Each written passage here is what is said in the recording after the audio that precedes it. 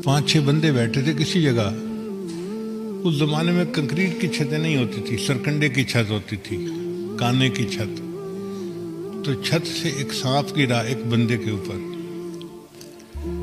اب اس بندے نے جو اپنا ہاتھ ہلایا تو وہ سانپ دوسرے پر گرا، دوسرے نے ہاتھ ہلایا وہ تیسرے پر گرا، تیسرے نے کیا تو وہ چوتھے پہ گرا، اور چوتھے نے ہاتھ ہلایا تو 5ویں گرا، اور 5ویں کو اس نے ڈس لیا.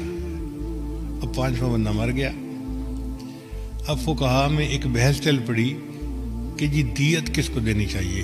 ایک ہوتا ہے قصاص، جب ارادے سے کسی کو قتل کیا جائے نا اس کا قصاص ہوتا ہے، اور ایک ہوتا ہے بغیر ارادے کے کوئی قتل ہو جائے اس کی دیت ہوتی ہے، خون بہا دینا پڑتا ہے. اس کی مثال یوں سمجھے کہ آپ گھر سے گاڑی لے کے چلے، جی میں جمعہ کی نماز میں پہنچ جاؤں، دیر ہو رہی ہے.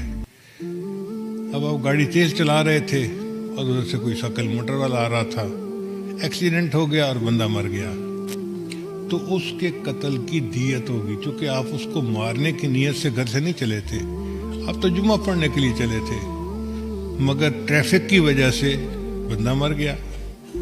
تو جو غلطی سے بندہ مر جائے اس کی دیت ہوتی ہے. اب وہ جو بندہ مر گیا اس کی دیت کون دے؟ پہلا دے، دوسرا دے، تیسرا دے یا چوتھا دے؟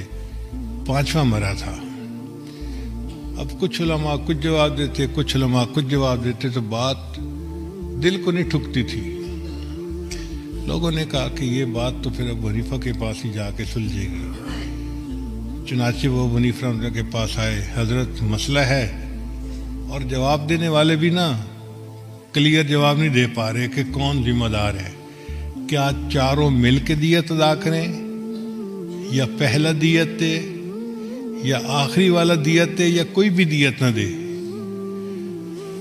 تو امام ابو حنیفہ رحمۃ اللہ نے بات کا کہا کہ اچھا اس کو ذرا یوں سمجھو کہ سانپ پہلے بندے کے اوپر گرا، اور پہلے بندے نے ہاتھ ہلایا تو وہ دوسرے کے اوپر گرا، اور دوسرے کو اس نے نہیں کاٹا، لہذا پہلا تو بری ذمہ ہو گیا نا. اس کا عمل اتنا ہی تھا، اس کے عمل سے کوئی نقصان نہیں ہوا، لہذا پہلا بندہ بری ذمہ ہو گیا. پھر دوسرے نے تیسرے پہ پھینکا، تیسرے کو بھی نہیں کاٹا تو دوسرا بھی بری ذمہ ہو گیا.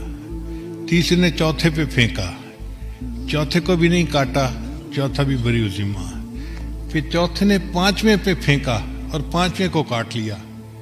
تو اب یہ دیکھنا پڑے گا کہ 5ویں کو اس نے فوراً کاٹا یا تھوڑی دیر کے بعد کاٹا. لوگوں نے کہا اس کا کیا فرق پڑتا ہے کہ فوراً کاٹا یا تھوڑی دیر کے بعد کاٹا؟ فرمایا اس لیے کہ اگر فوراً کاٹ لیا تو چوتھے کو دیت دینی پڑے گی، اور اگر کچھ دیر کے بعد کاٹا تو جس طرح پہلوں کے لیے جان بچانی فرض تھی اس پر بھی تو فرض تھی نا، اس نے کیوں نہیں اپنی جان بچائی؟ تو اگر کچھ دیر کے بعد کاٹا ہے تو پھر کسی کو بھی دیت نہیں دینی پڑے گی، یہ بندہ اپنی سستی کی وجہ سے مرا ہے. تو فقہا نے کہا کہ ہاں اب بات کلیئر ہو گئی، سمجھ آ گئی کہ کس کا عمل کہاں تک تھا اور اس کا اصل حل کیا تھا.